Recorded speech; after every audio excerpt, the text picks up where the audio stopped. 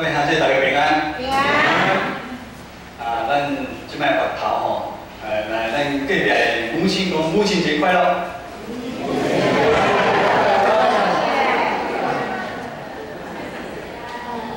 感谢主真久无看咱礼拜堂人遮尔多，咱同心来祈祷，祈求上帝，我感谢阿罗你，你真正怜悯我哋台湾。 阮透过每一遍，阮伫礼拜的主日，经历国外的主耶稣基督，帮助阮每一个兄弟姊妹，无管阮伫什么阶段，互阮的信心愈来愈臃肿，互阮靠着主勇敢来跑走人生的路程，同心祈祷，靠主耶稣的圣名来求。现在的人都喜欢捷径。 捷径，再么就是抄小路，捷径跟快画上等号。比如说，现在市面上有很多的广告，他们说帮助人怎么样可以快速的成功。的确，有些东西可以速成，但是对于生命的成长却是需要时间的。信仰更是需要付上尾声的代价，而信心的建立。 更是没有捷径，但是信心的建立，它确实有一条的方向可以让我们去追寻。今天这段经文介绍了一个主要人物是士师基甸。盼望我们从这段经文，就从基甸回应上帝的呼召的过程，帮助我们了解信心的建立。在整个过程当中，我们到底需要放掉什么？ 而我们却又要紧紧地抓住什么？首先，我们一起来读今天的经文第一节。今天的经文第一节请耶路巴力就是基甸，他的确跟随的人造成起来，在巴力却安营，米甸民在他们北边的平原，靠近摩利安。 第一节一开始就说到，以色列跟米甸他们的联军交战安营的地方在哪里？他们彼此之间的距离大概有6公里。我们一般人慢慢走6公里，大概要走1个半小时。所以其实两军的距离并不是很远。这是基甸第一次率领其他3个支派一同对抗米甸人的联军。 根据圣经的记载，基甸号召了32000个人，而米甸联军有13.5万人。哇，这个是一个相差4倍的一个经历。到底要如何来打这场胜仗？首先，我们来看看主角基甸到底是什么样的人。这个可能会今天牧师带领大家看基甸，可能会跟你以前。 觉得基甸跟人是有点不太一样。我们要认识基甸，我们只能从经文的6章到8章里面，我们去找他的线索。圣经记载说，当上帝显现对基甸说：“大人的勇士耶和华与你同在，靠着你的能力去拯救以色列百姓。”但圣经里面基甸的回答，让我们仿佛想到什么？想到摩西。 基甸对耶和华上帝说：“他是马来西支派里面最贫寒的亚比以谢一族，而且在他们部家里面，他又是最微小的。而且说，我只是一个打麦子的人他只是一个微不足道的一个农夫到这里，我们可能会觉得基甸胆怯，他在推卸，但精彩的来了。 接着，他马上向上帝求一个兆头，求一个证据，要证明和他显现真的是耶和华上帝。所以我们看来，基甸一点都不胆怯，而且好像很有自己的一个想法。当证明上帝与他同在，他的信心开始转变，他从软弱变得什么？稍微刚强。怎么说呢？因为他还是有一些的顾虑，他只敢选择在晚上偷偷去拆毁他父亲为巴力这个偶像筑的一个坛。对于原本从一个专注在打麦子的农夫，突然受呼召要去承接一个巨大的一个任务，说实在话是不容易的。所以到了这边，牧师还是觉得基甸是怎么样？是一个有勇气的人。从第6章的经文，我们慢慢看基甸的信心似乎一点一滴在被建造。他似乎也愿意接受上帝对他的呼召，成功执行了他的第一项任务——拆毁巴力。甚至之后，当上帝的灵与他同在的时候，让他有能力去整合其他3个支派，愿意跟随他去对抗缅甸人。其实，这在都已经显现上帝同在得胜的一个记号。可是问题来了。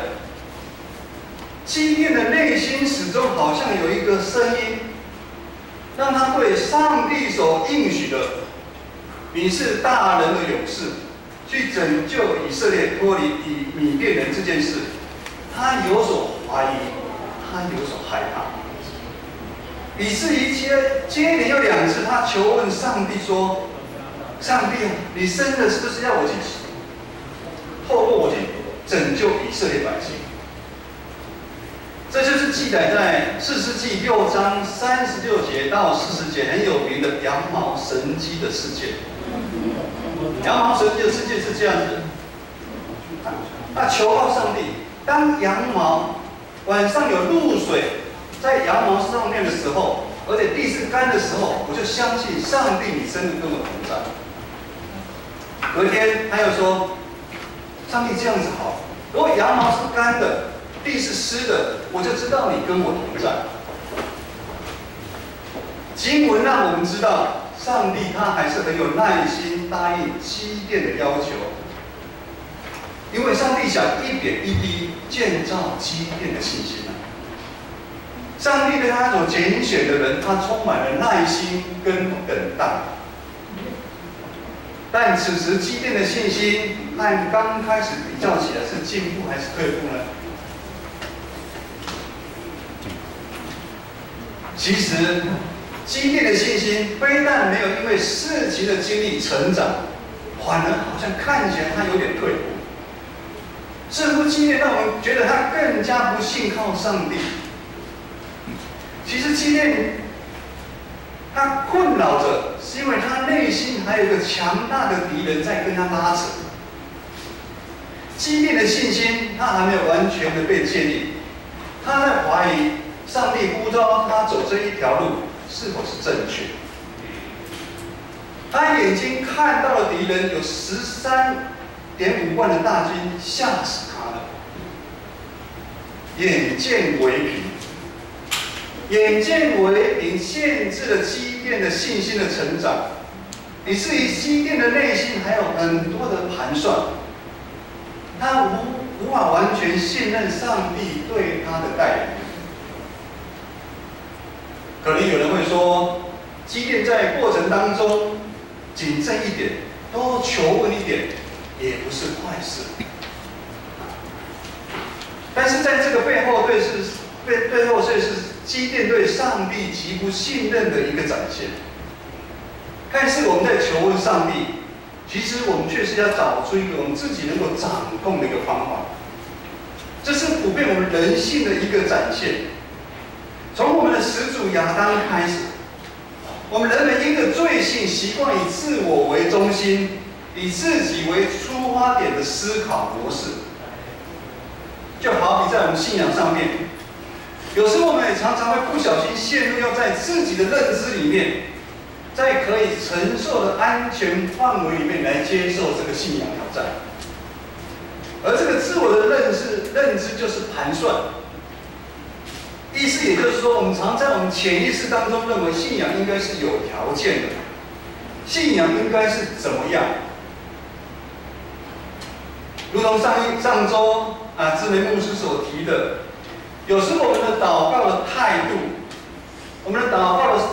常常上帝啊，你要听，而且你要照我们所求的，我们的上帝瞬间变成一般的有应功啊，而我们却变成什么？我们却变成上帝。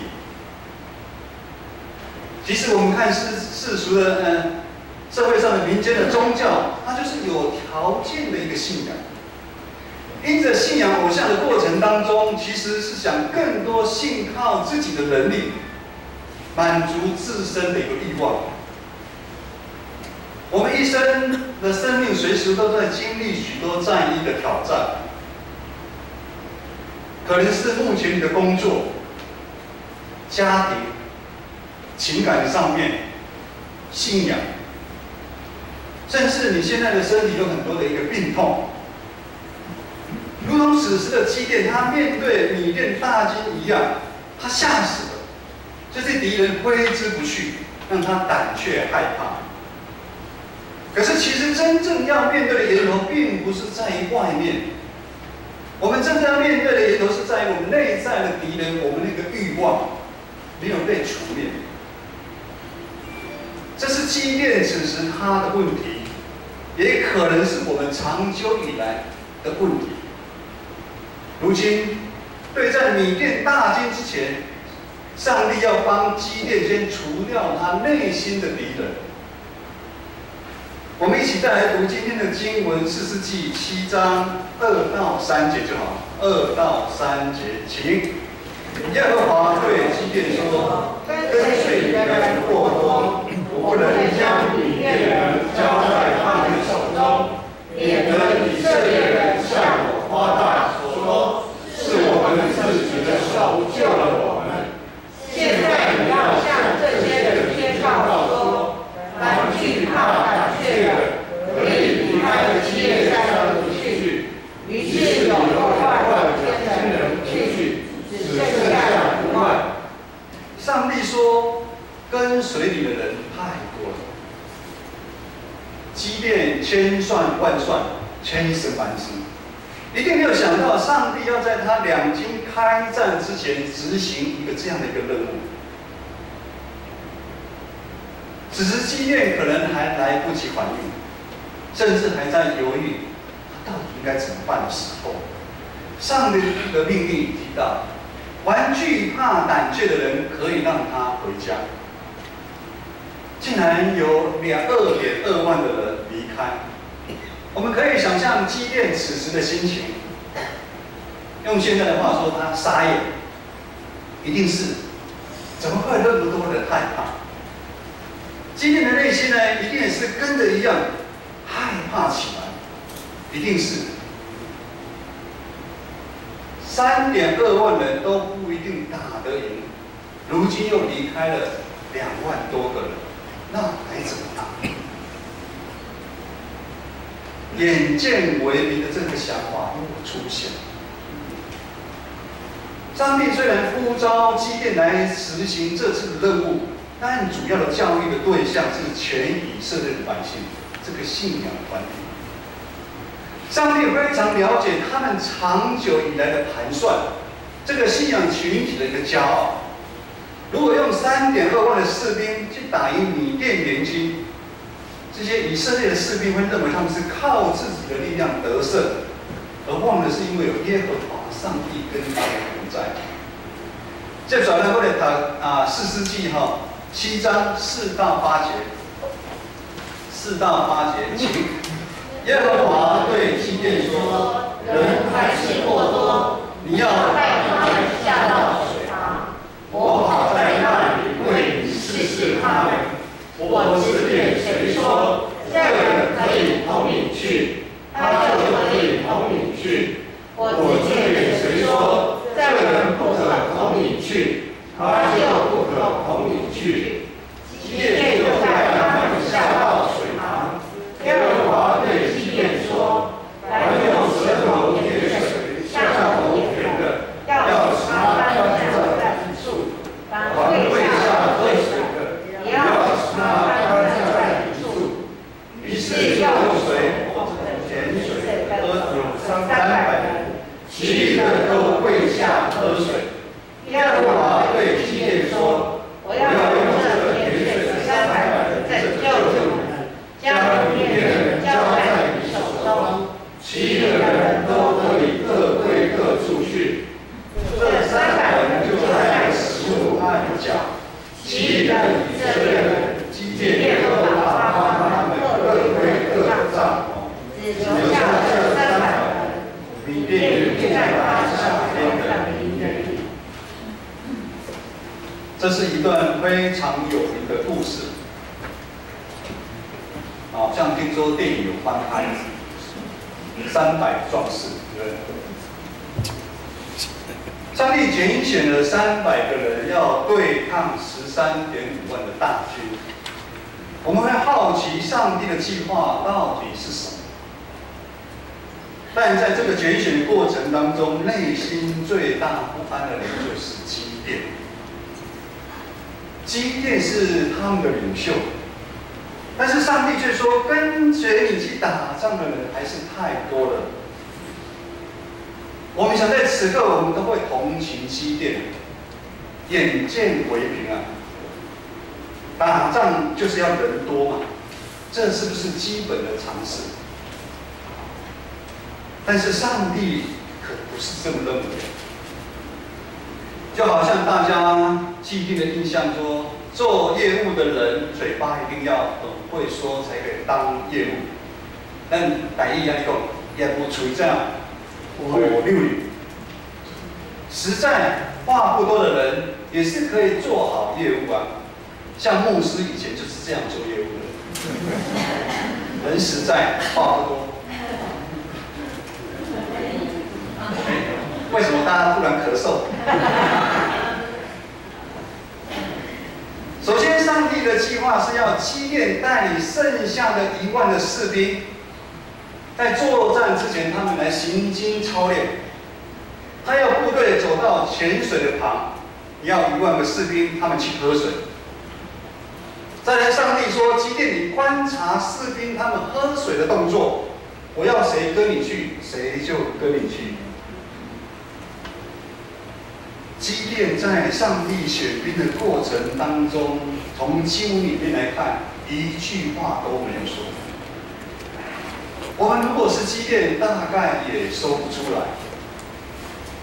要打仗，基甸难道自己没有一点点的想法盘算吗？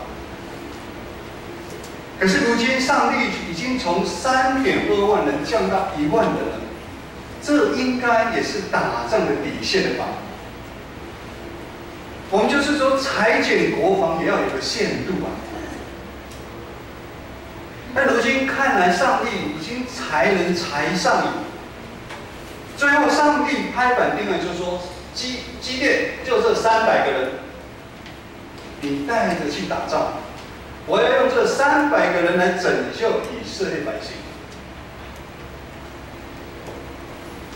今天的经文是很大的一个想象的一个画面。今天如果我们都是基甸，这个时候我想你会崩溃，你会吓死。300个人要对抗13.5万的大军，根本是不可能。按常理来讲，牧师也觉得300个人要打赢10几万个人，那根本是不可能的。但那是因为我们常常用自己的眼睛看到来看我们的生命。我们也常常用我们的眼睛所看的来衡量我们信仰当中所发生的一些事情。如果我们用人的眼睛看，你才要相信；用人的可以理解的想法，你才要相信。那我们会常常觉得很多事情没办法解决，而且我们会觉得无能为力，不是吗？我不晓得弟兄姐妹，你现在在目前你的当中，你生命当中碰到的问题，你是不是觉得没办法？我话都该管，无法解决。哥林多后书5章7节这么说：我们行事为人我们行事为人是凭着信心啊，不是凭着眼见啊。我们的行事是凭着信心，不是凭着我们眼睛所看到的。如今上帝就是要这样一步一步除去基甸内心的敌人，建造基甸的信心。唯有放手，承认自己的有限，依靠上帝，不断的跨越，经历恩典，我们的信心才会成长，我们属灵的眼睛才会被打开啊！当属灵的眼睛被打开之后，我们会跟着改变，我们会有更多的忍耐，更多的等候，更多的相信，更多的信心啊！当属灵的眼睛被打开之后，看到那13.5万的大军根本不算什么，因为我们知道征战的不是我们啊，是耶和华上帝为我们的生命在征战。那我们还有什么好怕的？最后，我们一同来再读今天的最后一段经文，7章9到11节。9到11节，请。当那夜，耶和华吩咐基甸说：“起来，下到米甸营里去，因我已将他们交在你手中。倘若你怕下去，就带你的仆人普拉下到那营里去，你必听见他们所说的，然后你就有胆量下去攻营。”于是基甸带着仆人普拉下到营房。各位兄弟，我们如同基甸，在我们的生命当中有许多的软弱、胆怯，甚至长期以来我们的埋怨、苦毒、忧虑、委屈，在我们心里面。但是牧师经常跟你说，上帝都知道，上帝早已在我们每一场的战役当中。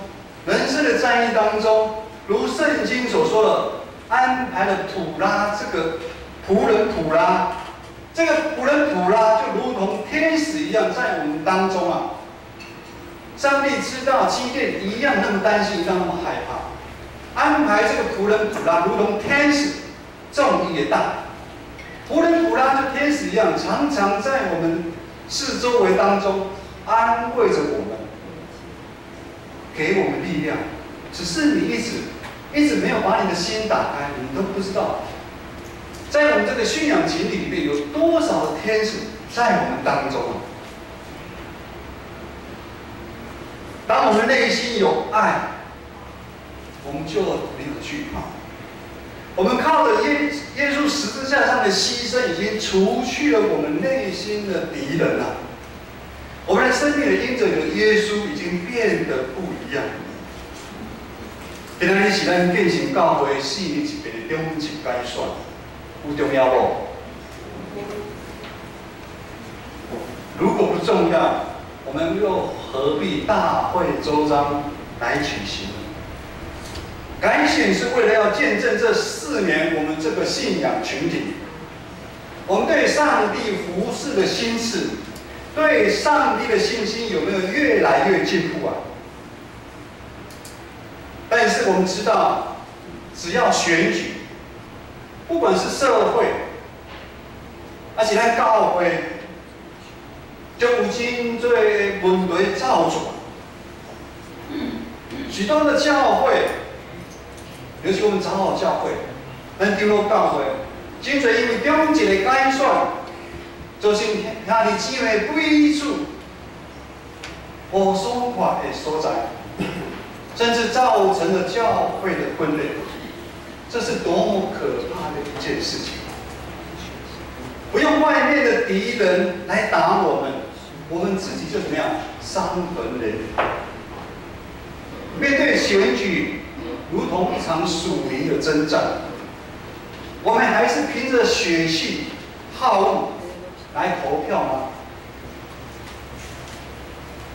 还是我们有祷告？今日照明执事伫基督的中间有特别来咧祈祷。咱要选出来符合圣经所讲的啊无？信心没有捷径，只有不断的舍去我们自己，将我们放手交给我们的上帝。因为圣经里面这么说，上帝的愚拙总比人有智慧，上帝的软弱总比人什么强壮。也只有当我们在不管我们生命当中发生怎么样的一个困难，我们不要放手，我们紧紧的抓住神对我们的应许，相信我们会在束缚圣灵的带领当中，一次一次经历上帝的恩典，这样我们的信心才会不断的一个增长。求神再一次施恩，祝福我们在座的妈妈心肺健康，主恩满意。牧师也盼望透过我们4年1度的长子的选举，展现我们建成我们这个信仰群体，我们对上帝全然掌权的一个信心，咱同心来祈祷。天父上帝，我感谢你。我软请，我骄傲，我是有限的人。感谢主，你万人中，你拣选阮这卑微的人，真做你的儿女，享受永远我的画面。帮助阮每一个兄弟姊妹，伫阮信仰的过程中间，阮的了解，帮助阮。放下阮拄起阮内心所有歹的物件，帮助阮的手一世人掠掉主你的应允，阮无累志，阮要一世人尽忠立主，来跑走未来的道路。当心祈祷，靠主耶稣的圣名来求，阿门。